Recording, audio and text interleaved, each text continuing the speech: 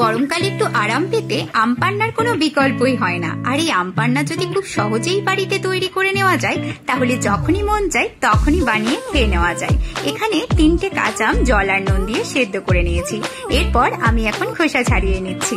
আম 3টিকে ভালোভাবে চটকে আটিগুলো আলাদা করে নিচ্ছি। এরপর আমের পাল্প একটা মিক্সার জারে নিয়ে নিলাম আর দিয়ে দিলাম কিছু পুদিনা পাতা। এরপর দিয়ে দিচ্ছি 1 চা চামচ নুন আর 1 বাটি চিনি।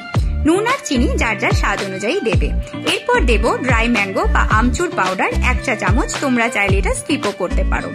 এরপর দিয়ে দিচ্ছি 1 চা চামচ বিট নুন আর 2 চা চামচ ভাজা মশলা, যেটা 5 ফোড়ন আর 2টো শুকনো লঙ্কা ড্রাই রোস্ট করে আমি ব্লেন্ড করে নিয়েছিলাম। এরপর কিছুটা জল দিয়ে আমি মিশ্রণটিকে ব্লেন্ড করে নেব।